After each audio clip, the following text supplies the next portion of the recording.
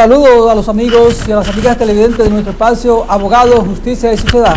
Como siempre, llevándole un compendio de informaciones, comentarios, análisis de temas jurídicos muy particular. Como siempre, nos acompaña una persona versada en diferentes hechos, en el caso jurídico, que nos va a hablar de un tema específico. Y hoy tenemos un tema muy neurálgico, muy comentado por todo el mundo, que es el caso Yeset. Hoy vamos a discutir si procede en el caso penal o en el caso civil.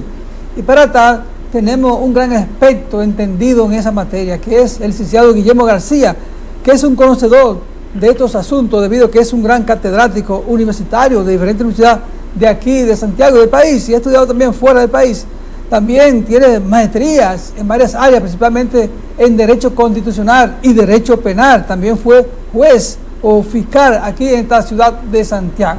Una persona versada con mucho conocimiento en el área jurídica, que no vas a hablar sobre este tema de Jet Set, y realmente son pinceladas importantes, y nos orgullece tener una persona de esta dimensión con conocimiento versado y muy amplias en el área jurídica, muy didáctico en todos los aspectos. Por esta razón, es profesor maestro, vamos a decirle, de diferentes universidades en el área de posgrado, en el área de maestría. Y aquí está con nosotros nuestro hermano, gran abogado, es en ejercicio privado también, hay que decir, de la República Dominicana, abogado de los tribunales.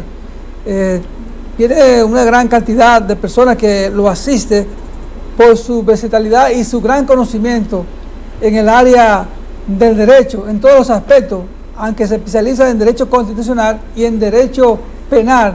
También he versado en otros tópicos, porque la gran experiencia que tiene como jurista, como abogado, como catedrático, como también fiscal, lo hace dueño particular de conocimiento amplio y de experiencia, que lo va a transmitir a través de nuestro programa Abogados, Justicia y Sociedad. Darle la bienvenida y saludar a nuestro hermano y amigo Guillermo García, que está aquí con nosotros, que nos vas a hablar brevemente. Sí, muy buenos días, Miguel, gracias por tu presentación. Actualmente abogado en ejercicio, independientemente de algunas de las funciones que en un tiempo desempeñé, pero hace tiempo ya que estamos como abogado en ejercicio y catedrático universitario. Así que siempre para mí será un honor, un gran placer poder estar aquí con ustedes colaborando en este programa y con todos los amables televidentes que días tras días o cada vez, cada viernes, ¿no verdad? Y luego se transmite grabado este programa por diversos canales también. Sí. Guillermo, el caso más trascendente que hemos tenido en los últimos tiempos es el caso Yeset. Todo el mundo sabemos que hace aproximadamente 2 meses y pico sucedió ese acontecimiento en la ciudad capital, donde en una discoteca se derrumbó el techo y por lo menos murieron 236 personas y una gran cantidad de heridos. Entonces hay un debate jurídico en el medio, si esto debe ser un asunto penal o un asunto civil. En esta razón todavía se está ventilando el caso y se llevará al tribunal en su mismo momento, porque se están haciendo las conjeturas, se están haciendo las investigaciones, estableciendo la forma y la manera de ver en qué área se va a tratar. De acuerdo a tu opinión trascendental, ¿es en lo civil o es en lo penal que debe tratarse ese caso? Sí, fíjate que ya se le conoció inclusive medidas de coerción a los imputados, que son los hermanos Espaillat, en el Tribunal del Distrito Nacional, un tribunal penal del Distrito Nacional, que en este caso, en esta etapa, es el Juzgado de la Instrucción de los Servicios de Atención Permanente del Distrito Nacional. Es decir, que ya está inmerso, ¿no verdad?, en esa materia de la jurisdicción penal, porque se le está conociendo medida de coerción. Ahora bien, lo que está en el debate es si es competente o no esa jurisdicción, y esa excepción de incompetencia, si se debió introducir en esta etapa del proceso, en ocasión de la calificación jurídica que ha,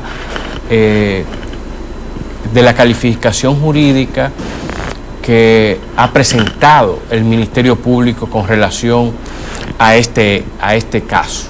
Entonces, en ese sentido, el Ministerio Público lo ha calificado como homicidio voluntario, tipo penal establecido en el artículo 319 del Código Penal de la República Dominicana. ¿Y qué sucede con ese artículo que establece que todo aquel que cometa homicidio por imprudencia, por inadvertencia, por inobservancia a los reglamentos, por imprudencia, entonces es pasible y se hace reo de homicidio involuntario?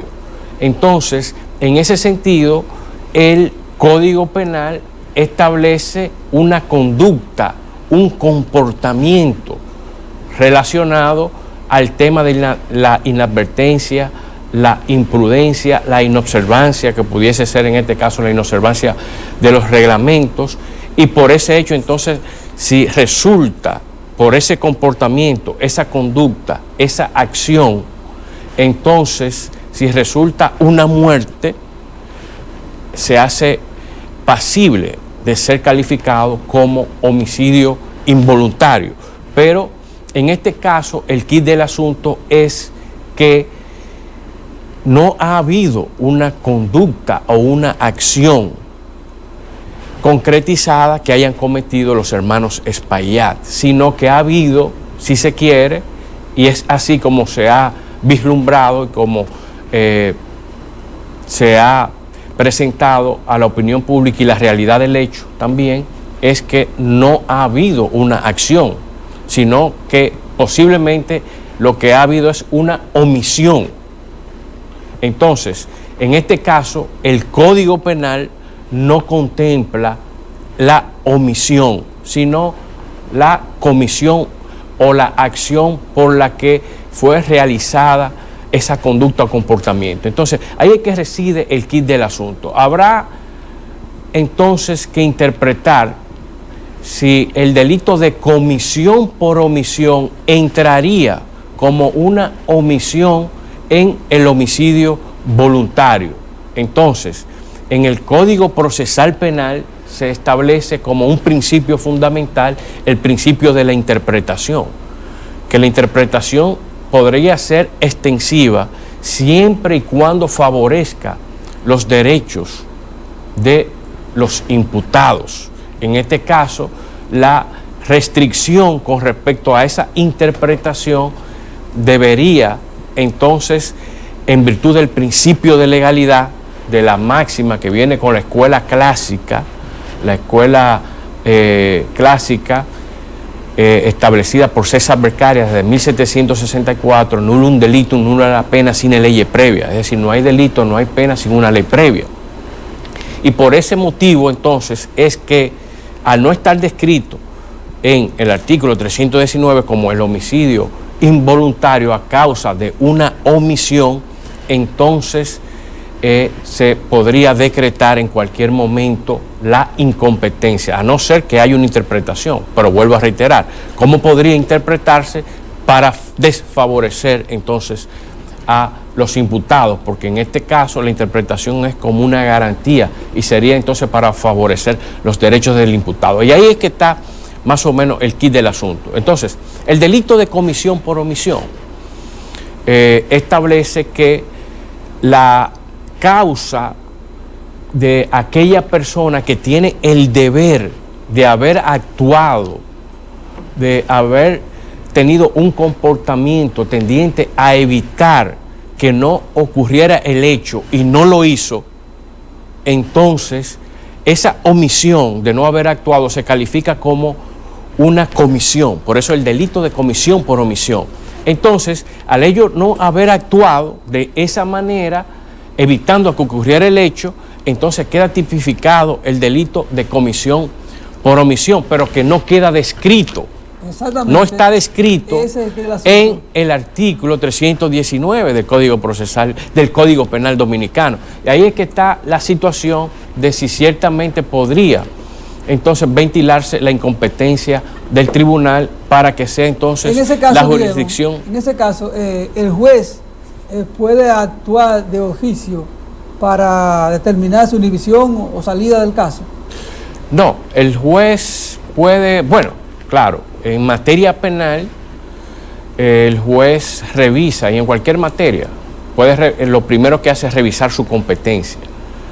Y en razón de la materia, si no es de su competencia, entonces el juez propiamente, al establecerse un derecho fundamental como es el principio del juez natural, si el juez entiende que no es competente de manera oficiosa, entonces decide cuál es el tribunal competente. Ahora bien, nosotros consideramos que en este caso, en principio, como se ha calificado de esa manera, estratégicamente podría en otra oportunidad plantearse en otra etapa o en otro escenario, en otra etapa del proceso penal, que podría ser la etapa intermedia ante la audiencia preliminar o ante el juicio de fondo, cuando se conozca el juicio de fondo.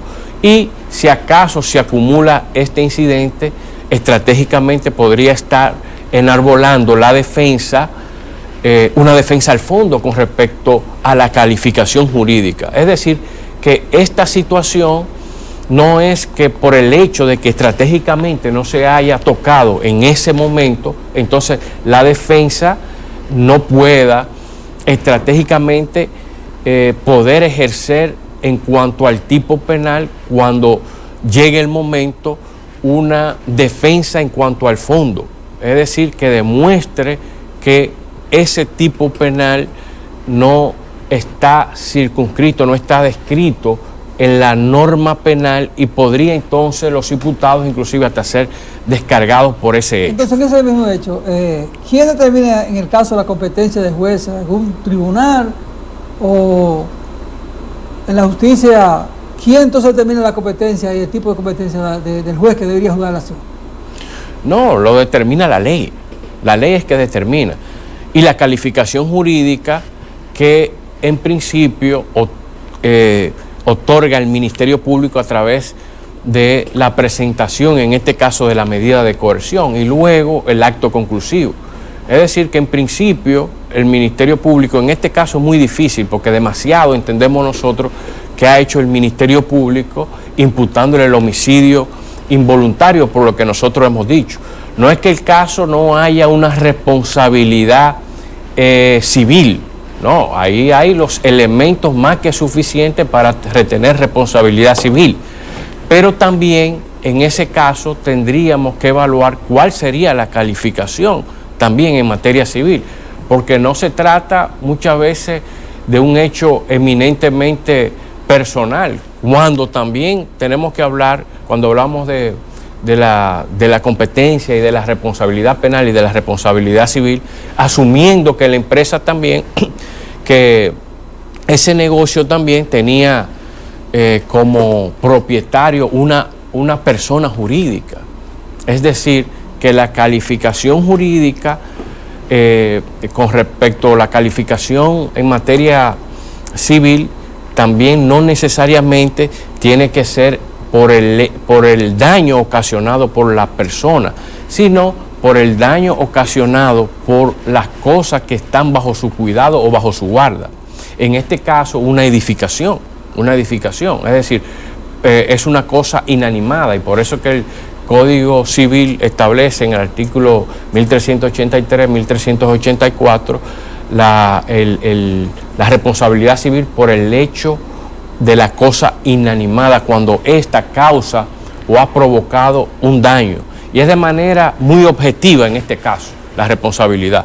No hay ni siquiera que buscar culpa, sino la objetividad de que ciertamente se ha producido un daño y ha sido la cosa que lo ha producido. Es para una mayor protección inclusive de la víctima. Quien debe luego establecer que no estaba bajo su cuidado es a la persona que se le está acusando de haber cometido la falta. En este caso entonces sería la empresa y sus socios en ocasión de la responsabilidad que tengan con las cuotas sociales en la empresa. En ese sentido, habría que demandar tanto a los socios, en este caso, como también a la empresa. Pero recuérdate que se ha establecido, se ha ejercido la acción penal. Entonces, en la acción penal hay una formulación precisa de cargos y tienen que establecerse de manera clara, precisa, esos hechos, esos cargos y el tipo penal también por el cual se está acusando y que se indica que esos hechos son penales. Entonces, por eso es la situación con relación a la constitución en actor civil que se ejerce accesoriamente a la acción penal. Entonces debe de haber una congruencia en ocasión de la falta. En materia civil se ha ocasionado una falta, que en este caso es el hecho penal, que ha sido la comisión o la omisión, y esa omisión ha provocado un daño. Entonces debe haber un vínculo de causalidad, ¿no, verdad? Guillermo, hay un amigo televidente que nos envía una pregunta aquí a través de celular WhatsApp. Dice, ¿podría proponerse el incidente de las incompetencias en otra etapa del proceso penal? Sí, se podría interponer ese incidente en cualquier etapa del proceso penal de la incompetencia, por el hecho de que si no fue propuesta en este momento, en esta etapa, podría hacerse en otra etapa posterior, es decir, en la audiencia preliminar o inclusive en las excepciones que se puedan presentar en el juicio también, en el juicio. Entonces, ahora, se puede acumular, el juez puede acumularlo para decidirlo conjuntamente con el fondo, ya en un juicio, y decidir por disposiciones distintas la incompetencia y el fallo. Es decir, que puede en cualquier otro momento o estratégicamente ni siquiera plantearse y asumirse estos motivos esencialmente como defensa al fondo. Ahora, si es de oficio, un juez podría analizar el caso y poder decidir la incompetencia y que sea competente entonces el Tribunal Civil para dirimir lo que anteriormente hemos dicho, que si se trata de una falta, que esa falta no ha sido con dolo, es decir, no es un delito civil porque no se cometió con conocimiento de que se quería provocar ese daño, sino un cuasi delito civil, o si tampoco se trata de un cuasi delito civil donde hay culpa nada más, sino que es por el hecho de la cosa inanimada, que fue una cosa que lo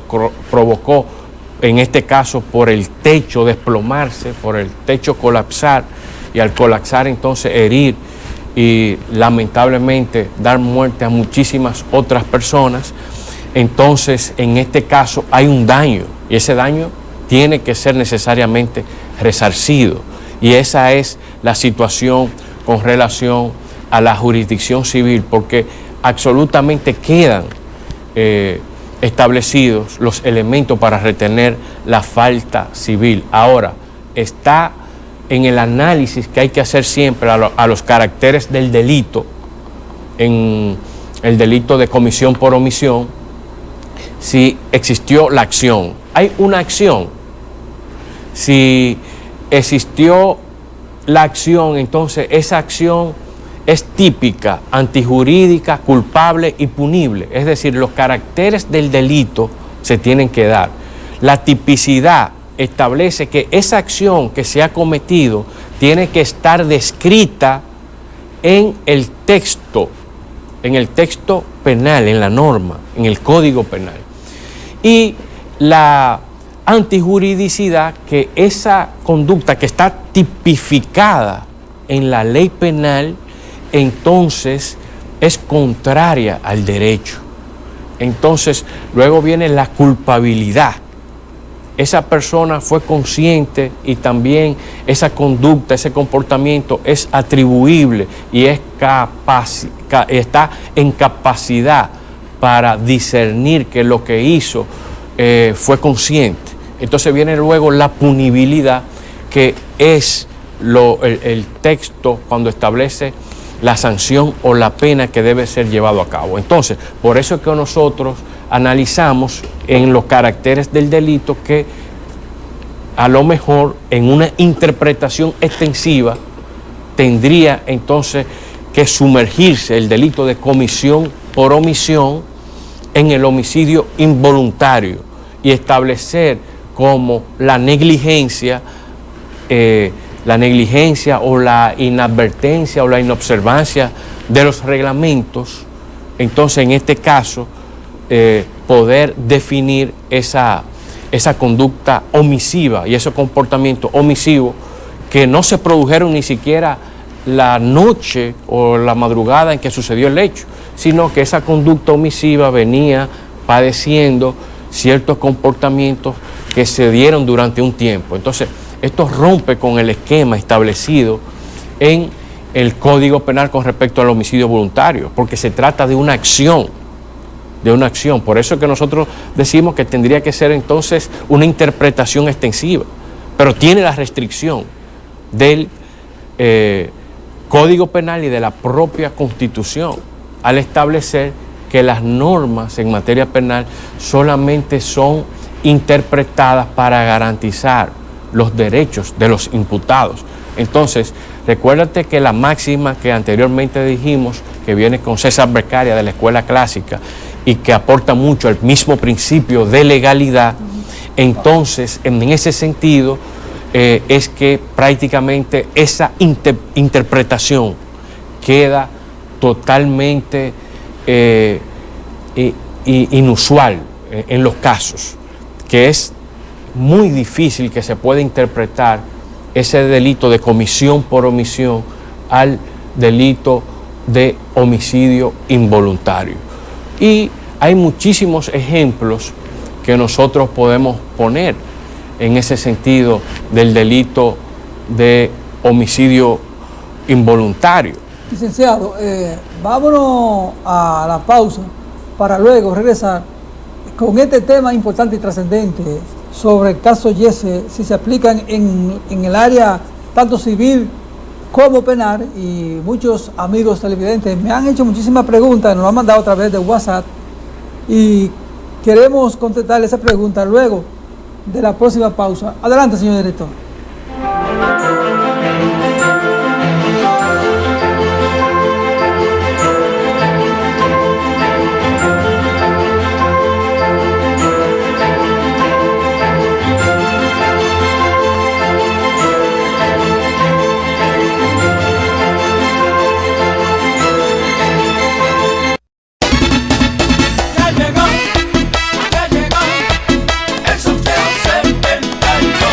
Llega el sorteo 72 aniversario de Cooperativa San Miguel. Muchos premios para ti. Por cada 1,000 pesos en aportaciones recibes un boleto y podrás ganar 3 carros Hyundai Grand i10 2025. 10 premios de 50,000 pesos, 10 de 72,000 y 10 premios de 100,000 pesos. Para ganar y ahorrar, llegó el sorteo 72. Sorteo 72 aniversario de Cooperativa San Miguel. Mientras más aportaciones, más oportunidades tienes de ganar. Más detalles en la prensa. A ahorrar y a ganar en la Cooperativa San Miguel.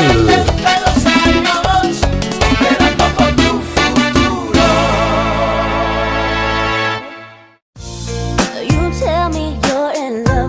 Este sábado, Costillita Chemil es tu lugar para saborear y degustar una deliciosa costilla. Ven a saborear la mejor costillita este sábado. Costillita Chemil en la carretera La Presa frente al supermercado Grullón Romano. Costillita Chemil en la carretera La Presa frente al supermercado Grullón Romano. There's things about me you just have to MB y Reyes, asesores de seguros. Nelson Reyes y Yomara Barrero, profesionales altamente capacitados para orientarte en la obtención de tu seguro. Servicios que ofrecemos: seguros de salud local e internacional, seguros de personas, seguros de automóviles, seguros de propiedades, seguros técnicos, transportes diversos, finanzas. Comunícate con nosotros a través de Facebook, Asesores de Seguros MB y Reyes. En Instagram, Asesores MB y Reyes. En WhatsApp, 829-851-0638. Y tenemos nuestros correos electrónicos: mbasesoresdeseguros1@gmail.com y segurosnelsonreyes@hotmail.com. Filtros Robeida, la garantía de su salud. En Robeida usted encuentra todo lo que necesita para el tratamiento de su agua. Llámanos y le serviremos de inmediato. 809-581-8322 Santiago. Filtros Robeida, la garantía.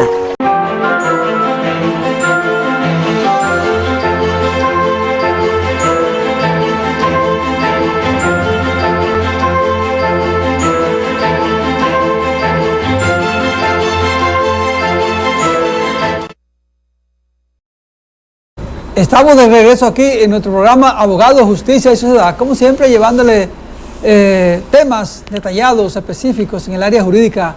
Expertos entendidos en la materia siempre nos acompañan para versarlo a todos ustedes de datos importantes. Y estamos tratando un caso de Yese, si se puede ser en lo penal o en lo civil. Y tenemos un gran experto, Guillermo García, que ya nos ha dado algunas pinceladas de algunos detalles con respecto a todo eso. Y que agradecerle a los amigos televidentes de todo el país la amable sintonía y los reportes que nos han hecho desde la República Dominicana y otra parte del país. Aquí tenemos una amiga televidente, amiga nuestra, abogada también, desde la ciudad de Miami. Ella es María Contreras, que nos hace una pregunta y queremos por lo menos a ver cómo el licenciado Guillermo García le da la debida respuesta. Dice aquí en el WhatsApp que lo he enviado: ¿qué pasaría con la responsabilidad civil? Porque la propietaria de negocio es una persona jurídica, entonces quiere saber en ese caso. Bueno, tanto la responsabilidad civil se dan absolutamente los elementos para retenerla. Se ha ejercido una acción penal y la acción civil accesoria a lo penal para poder que las víctimas, para poder buscar que las víctimas sean compensadas, sean indemnizadas por el daño que ha sido que han sufrido. Uno por las lesiones que han sufrido y otra por la muerte. Entonces habría que valorar tanto el daño emergente por la búsqueda de los cuantiosos recursos económicos para poder pagar los cuidados médicos, todos los medicamentos para poder tener y obtener la vida, y pagar también los hospitales, a los médicos, etcétera. Entonces, a las clínicas, pero también hay un daño moral con respecto a todas las víctimas que murieron.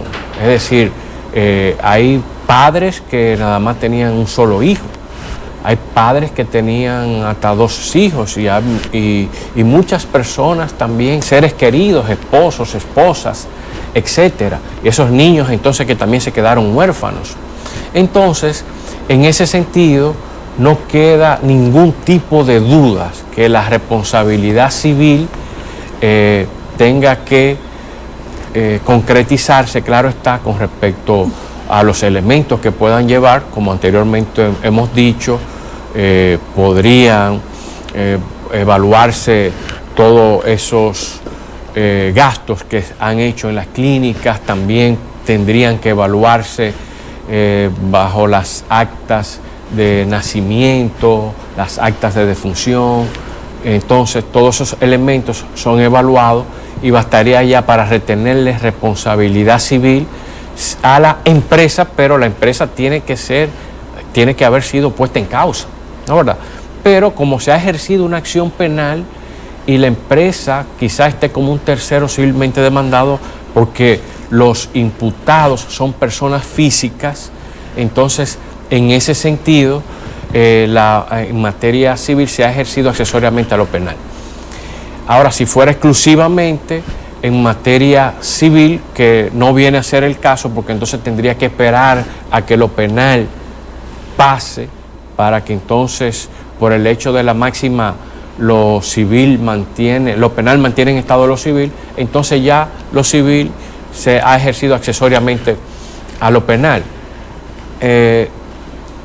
Se podría vislumbrar también que primeramente debió levantarse el velo corporativo por el hecho de que si es una empresa la propietaria de la edificación que colapsó, entonces es la empresa jurídicamente la responsable.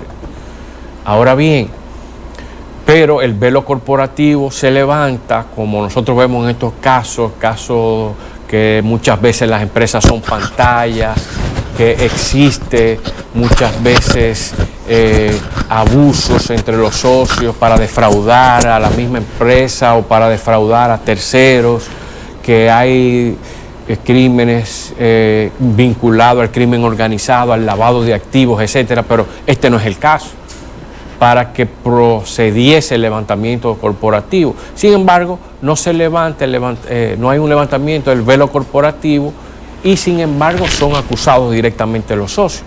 Pero nada, en lo civil nosotros entendemos que si fue puesta en causa la empresa, tiene que ser responsable, la propietaria, y también los socios hasta el límite de las cuotas sociales e inversiones que tengan en la empresa. Quizá de manera individual, entonces nosotros tendríamos que ver la jurisprudencia en este caso de esta naturaleza, porque naturalmente que es muy difícil que tanto la empresa y los imputados tengan la suficiente capacidad económica por un hecho tan significativo, no solo para quienes han recibido de manera directa un daño ocasionado, en este caso, sino que el daño inclusive ha sido sufrido por la colectividad, por todos los dominicanos, por la magnitud de este evento, por la catástrofe que ha lamentablemente enlutado a toda la República Dominicana. Entonces, en ese caso, nosotros entendemos que no hay ningún tipo de dudas con respecto a la responsabilidad civil que tendría la empresa, inclusive que podría tener los propios socios, aún fuesen descargados. Mire, el licenciado Guillermo García, después de producirse la medida de cohesión a los hermanos Espaillat, he observado en el común de la gente que hay una decepción, porque por la trascendencia del caso, la cantidad de personas fallecidas, la gente esperaba una medida de cohesión más ejemplar, una prisión preventiva, debido a que supuestamente hubo antecedentes que implicaban directamente en omisión y la responsabilidad de los dueños de la discoteca en cuanto al derrumbe del techo. Todo el mundo cree que por lo menos eso pudo prevenirse y que ahí hubo acción directa y que no hubo omisión, que hubo, como le digo, una responsabilidad directa, comprobada, y por esta razón, la medida de cohesión que se le dio, el común de la gente no está conforme y ha iniciado una andanada de crítica en contra de la justicia, en contra del sistema judicial, en contra de los jueces con relación a estas medidas, porque la gente esperaba algo ejemplar, porque 236 personas que fallecieron en un incidente donde supuestamente los testigos que decían que eso podía ser prevenible, que ese era un caso que se dio y que Espaillat tenía información de todo eso y que no podía, y que a la vez no tenían los permisos de las instituciones principales del Estado, como es el caso de Obras Públicas, los ayuntamientos, los bomberos, y que se les había advertido que eso no era propicio para hacer actividades. Sin embargo, él omitió todo eso y ocurrió el hecho. Entonces, como la gente esperaba una acción ejemplar de la justicia en una medida de cohesión, sin embargo no se dio. ¿Qué pasó ahí? Es que este caso no es un hecho penalmente relevante, independientemente de la magnitud de los daños, por el hecho de la calificación jurídica otorgada por el propio Ministerio Público en la presentación de la medida de coerción.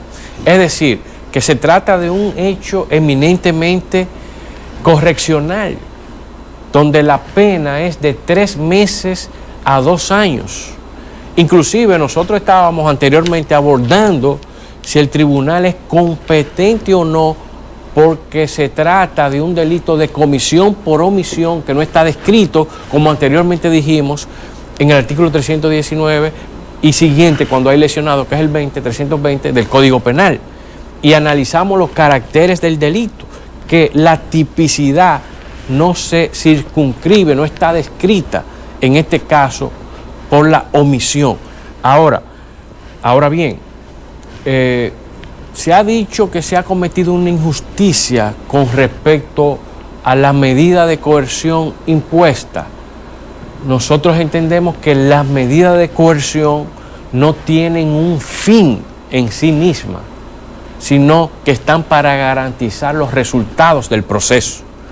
Y si los resultados del proceso se puede garantizar con la aplicación de otra medida de coerción menos gravosa a la prisión preventiva, que estaba siendo solicitada una prisión preventiva de 18 meses, cuando la pena máxima entonces es de 2 años. Es decir, ahí vemos cómo una de las características de las medidas de coerción, que es la racionalidad y la razonabilidad, entonces queda en entredicho. ¿Cómo es que si un caso conlleva una pena de 2 años, entonces se quiere una prisión preventiva? Pero es la pena máxima, porque la pena es de 3 meses a 2 años. ¿Y si se le impone la pena mínima? Un ejemplo. 3 meses. 3 meses, la pena mínima, un ejemplo. O la mitad, 2 años, 1 año. Es decir, que, y el hecho es correccional. Anteriormente, antes de la vigencia del código, que este Código Procesal Penal se supone que es garantista, anteriormente los delitos correccionales, la fianza era opinada administrativamente, era obligatoria la fianza. Imagínate que anteriormente nosotros teníamos un sistema inquisitivo, luego inquisitivo mixto, donde había muchas arbitrariedades en contra de las personas cuando eran tocadas por el sistema penal. Sí. Imagínate que por lo menos en esos casos no había ni siquiera discusión, sino que era opinada administrativamente y resuelto el asunto. Ahora, entonces, en estos casos, con delitos correccionales, como es el caso de la especie, entonces se está estableciendo que debería ser una sanción mayor. Y ahí es que está el detalle con esa palabra que he dicho, porque la medida de coerción no consiste en una sanción. Y por eso es que no se puede hablar de injusticia en ese sentido, por el hecho de que si están para garantizar los resultados, si se garantiza presentándose periódicamente, si se puede garantizar con una medida de coerción de un impedimento de salida del país, si se entiende que pueden trasladarse al extranjero, si se puede garantizar dejándolo bajo el cuidado y vigilancia de una institución o de otra persona, si se puede dejar bajo una garantía económica, como dicho sea de paso ocurrió, entonces no necesariamente tiene que aplicársele la prisión preventiva. Lo que pasa es que por la catástrofe que hubo, entonces se entiende que debe necesariamente imponérsele como medida de coerción la prisión preventiva, pero viéndolo ya, desde ya, como una sanción. Y por eso es que se habla de injusticia, porque ni siquiera se ha conocido la etapa del juicio donde es que se va a demostrar la responsabilidad penal o no de los hermanos Espaillá. Y fíjate que tú acabas de decir cuestiones y situaciones relevantes con respecto a los argumentos que se han enarbolados y que las partes, con las pruebas que aporten, podrán demostrar si ciertamente hubo un permiso o no para la remodelación que en algún momento hubo. Pero yo te digo también que existe un principio fundamental que es el principio de la personalidad de la persecución, que no podría obviarse ante el supuesto de que esa remodelación o esa adaptación que hubo o esos aires que fueron puestos, etcétera, encima en el techo, fue por delegación. Es decir, que hubo una contratación de una persona especialista en ese tipo de labor, un arquitecto, un ingeniero, un técnico, que pudo evaluar la estructura para la reestructuración o modificación, y que naturalmente entonces podría desligar o demostrar que hay nunca hubo quizás la intención, como muchas veces se quiere especificar que hubo inclusive dolo en ese hecho, en ese caso. Y naturalmente que también habrá pruebas periciales que indicarán cómo surgieron la historia de los acontecimientos, de las remodelaciones y de las instalaciones que hubo en el techo. Entonces, en ese sentido es que naturalmente en su momento debemos esperar que dijo el Ministerio de Obras Públicas, y por eso, si no hubo, es que en algún momento la posición de garante en los delitos de comisión por omisión, muchas veces inclusive entre el Estado, a través de sus ministerios o instituciones reguladas que debieron entonces mantener una supervisión. Si no tenía, por ejemplo, un permiso para operar como consecuencia de una remodelación o de unas instalaciones que hubo, entonces el Estado podría de una u otra manera tener responsabilidad también compartida y podría ser demandado, que dicho sea de paso, entiendo que ha sido, no sé qué instituciones actualmente han sido demandadas del Estado, si obras públicas, están los ayuntamientos, o el ayuntamiento, el cuerpo de bomberos, obra pública, exacto. Entonces, el CODIA como institución civil. Exacto. Entonces, en ese sentido, ¿hasta qué punto entraría la responsabilidad, ¿no, verdad?, del Estado como codemandado para poder pagar tantas indemnizaciones con posterioridad? Entonces, por eso es que en las medidas de coerción es importante que se sepa que una de las características es la instrumentalidad y que hay principios fundamentales. ¿Y qué significa la instrumentalidad? Que no tienen una finalidad en sí misma, que las mismas están para garantizar que el imputado acuda al proceso por el cual está siendo procesado, por el cual está siendo investigado. Entonces, en ese sentido, las medidas de coerción son temporales. Y hay otros principios y derechos fundamentales, como el principio fundamental de la presunción de inocencia. ¿Cómo usted presume a fulano de tal inocente, que lo dice la Constitución, lo dicen los tratados internacionales, de los cuales es signataria la República Dominicana, como la Convención Americana de los Derechos Humanos, el Pacto Internacional de los Derechos Civiles y Políticos, la Convención del Niño, la Convención de los Derechos Universales del Hombre, etcétera? Todos esos tratados internacionales en materia de derechos humanos, ¿cómo se pueden obviar en ese sentido?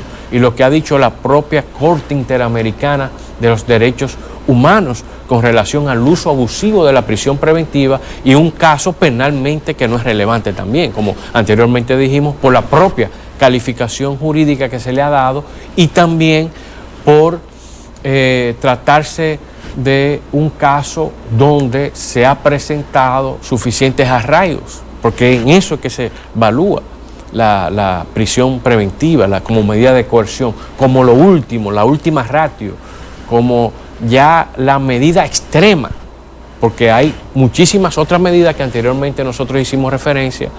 Entonces, ¿por qué entonces evaluar si son proporcionales con relación, no al caso en sí, porque el caso es totalmente un caso para la historia, estos casos en el mundo, no solamente aquí en República Dominicana, se pueden contabilizar con los dedos de las manos esas catástrofes ocurridas así. Es decir, que naturalmente es un acontecimiento que ha enlutecido, pone de luto a toda la nación. Y todavía todos sentimos mucha pena y mucho pesar por lo ocurrido, porque ha sido un daño inconmensurable. ¿Cómo se puede reparar tantas pérdidas de vidas humanas, tantos niños quedados huérfanos, etcétera, porque su madre, su padre o en ambos casos murieron? Es decir, que es una situación muy, muy lamentable, pero no puede utilizarse al derecho penal como un derecho penal vengativo y querer entonces, donde la ley ni siquiera contempla un delito abierto que se podría a lo mejor establecer. Bueno, podemos entrar el delito de comisión por omisión en esta parte, pero y los caracteres del delito, que son también la carta fundamental de todo ciudadano. Entonces, está tipificado, existe la tipicidad como carácter elemental del delito, como anteriormente decíamos. Entonces, todo eso hay que evaluarlo y, naturalmente, esperar qué va a acontecer cuando, naturalmente, sean juzgados los hermanos Espaillá en un juicio de fondo, si acaso, mediante una excepción, como anteriormente analizábamos, entonces se podría declarar competente el juez o no. Ahora, yo entiendo que es muy difícil la declaratoria de incompetencia. Ellos podrían salir descargados, pero un juez, como consecuencia de los acontecimientos que han acontecido, dejaría eso y se lo acumularía y mejor preferiría descargarlos. Entonces, en materia civil, ¿qué pasaría si los imputados entonces son descargados? Por eso es la importancia, porque en materia penal no puede haber esa interpretación que sí puede haber en materia civil, porque tiene que haber una formulación precisa de cargos en materia penal con respecto a los hechos, con respecto a las pruebas, que las pruebas sean vinculantes bajo el criterio de la sana crítica racional, que se vincule a cada imputado con respecto al hecho. Pero en materia civil sí puede haber una mayor amplitud de interpretación para que esa indemnización, independientemente de que inclusive sean descargados, entonces recaiga sobre la persona jurídica y también entonces con respecto a los imputados que han sido puestos en causa. Magnífica participación del licenciado Guillermo García, que ya nos ha dado mucho pincelazo importante con respecto al caso Yesé. Si es en lo penal, si es en lo civil. Muchos argumentos ahí y las preguntas de los amigos televidentes han sido contestadas. Pero vámonos a la segunda pausa para regresar ya en la parte final con otro tópico importante de este interesante tema del caso Yesé. Adelante, señor director.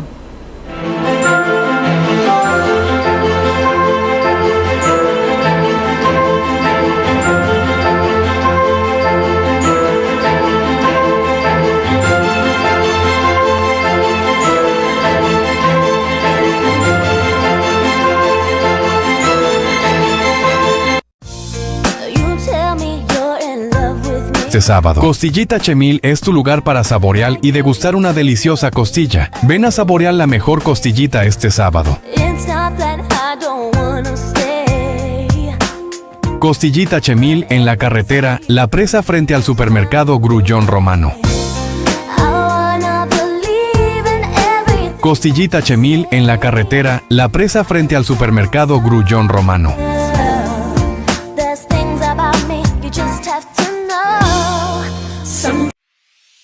Año tras año hemos avanzado de la mano con nuestros asociados, apoyándonos mutuamente, tomando decisiones dignas en procura de su bienestar, construyendo un mejor porvenir para ti y los tuyos, fomentando la confianza que de buena fe nos ha hecho crecer y perseverar para alcanzar un mejor futuro. 70 años después, seguimos más fortalecidos gracias a ti, a tu confianza, a tu buena fe. Creyendo que sí se puede, apoyándonos mutuamente para el logro de una mejor sociedad.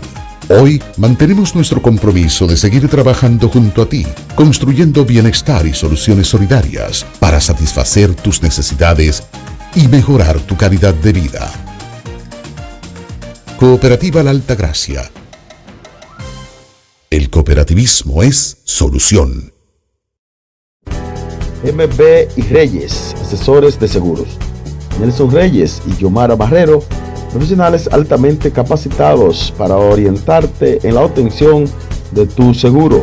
Servicios que ofrecemos: seguros de salud local e internacional, seguros de personas, seguros de automóviles, seguros de propiedades, seguros técnicos, transportes diversos, finanzas.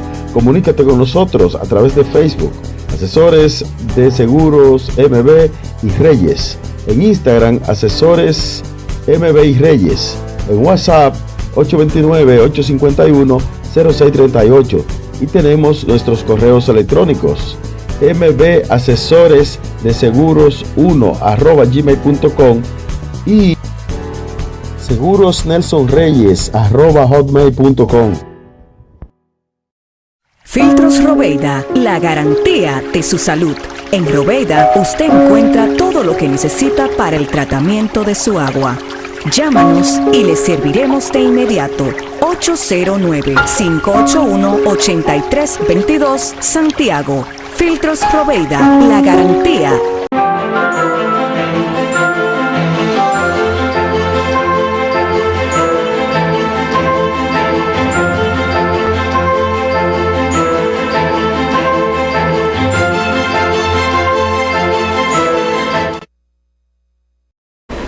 De regreso aquí de nuevo con nuestro espacio Abogados, Justicia y Sociedad, dándole de nuevo el agradecimiento a los amigos y las amigas televidentes que se mantienen fielmente en nuestro espacio, ya que nuestro programa se pasa en varios canales, en las redes sociales, y que también se ve en Estados Unidos, Europa y en otra parte del mundo. Y también nos debemos a los amigos televidentes que tenemos una última pregunta que nos hacen desde España. José Magarín, que dice que ¿qué pasaría con los imputados si son descargados y la indemnización solicitada no se hizo a través de la calificación civil correspondiente? O si lo viene de los casos de los imputados en todo esto, se pueden intervenir en casos que ellos quieran de un momento a otro distraerlo. Nosotros establecíamos que en materia civil puede haber una mayor interpretación, y fíjate que con respecto a la calificación jurídica en materia penal, que en materia civil la Constitución como querellante y actores civil está ligada accesoriamente, parecería ser que en principio no se ha hecho la calificación en principio debida, por el hecho de que se está imputando directamente a los imputados, por el hecho de que si la calificación jurídica por el hecho de la cosa inanimada, tendría que ser la empresa y también luego naturalmente entonces los socios, independientemente del levantamiento o no del velo corporativo, como anteriormente decíamos. ¿Y por qué nosotros alegamos esto? Porque en materia civil, en virtud del principio iura novi curia, que es que el juez decide el derecho y no tiene que haber con esto una inmutabilidad, un quebrantamiento, la inmutabilidad del proceso, el juez podría decidir, independientemente de que se haya calificado, por ejemplo, de acuerdo al 1382 exclusivamente, que es por aquel que ha provocado un daño debe resarcirlo, como si los imputados son los que han provocado el daño y no la cosa que ha sido la edificación como consecuencia del desplome o del colapso del techo. Es decir, que el juez, entendemos nosotros que, por ese principio que te acabo de decir, no tendría ningún tipo de dudas en retener la responsabilidad civil y dándole la calificación debida, independientemente de que no se haya hecho así, porque resulta contradictorio, por el hecho de que se ha imputado directamente a los hermanos Espaillá y no tenemos el delito de comisión por omisión reglado y establecido, a no ser que haya una interpretación. Entonces, en virtud de esa interpretación, hay esa calificación jurídica que es totalmente anormal en virtud del principio de legalidad que anteriormente analizábamos. Entonces, en ese sentido, con relación a la otra pregunta de los bienes, en este momento lo que debió haberse solicitado fue medidas cautelares reales, medidas de coerción real, que es una clasificación de las medidas de coerción. Se clasifican en medidas de coerción personales, que fue la que le impusieron a los hermanos, de la garantía económica, impedimento de salida, presentación periódica, y entonces con relación a los bienes, tanto el Ministerio Público para poder, pero que la multa es muy ínfima en este caso, para poder pagar de 25 a 100 pesos, algo así. Pero con relación a las víctimas, que son muchas, sí podría haber medidas de coerción reales, que podrían ser medidas de coerción para garantizar que las futuras condenas que pueda haber en contra de la empresa y de los hermanos Espaillá entonces puedan ser resarcidas. Entonces se le impone medida de coerción real. Sí. Aunque el Ministerio Público incautó el local, Ajá. para preservar, entendemos nosotros, las posibles indemnizaciones que pudiera haberse luego ser pasibles ellos. Eso es lo que y que pueda, exacto, y que pueda ser, que pueda cubrirlo. Aunque en estos casos correccionales no procede la incautación, porque no se trata de crimen organizado, lavado de activos, etcétera. Sin embargo, el Ministerio Público, como hay ante esa catástrofe, entonces quizás para evitar que sea distraído ese bien inmueble, entonces lo incautó provisionalmente. Y la incautación en esos crímenes organizados, en la ley de lavado de activos, funge como una medida provisional con respecto a los bienes. Bueno, el licenciado Guillermo García, ya hemos llegado al final de nuestro programa Abogado, Justicia y Sociedad, esperando que la invitación quede abierta para otro próximo programa, o seguir por lo menos en la tesitura de este caso. Ya sé que se trataron alguna pincelada y todavía no se ha tratado en asuntos más profundos. A medida que el caso va avanzando, nosotros lo vamos a invitar para que usted nos comente con respecto a las medidas tomadas ya previa y posteriormente al caso Yeset. Entonces nos queda despedirnos y... Siempre a sus órdenes. Hasta la próxima. Sí. Muchas gracias a los amables televidentes.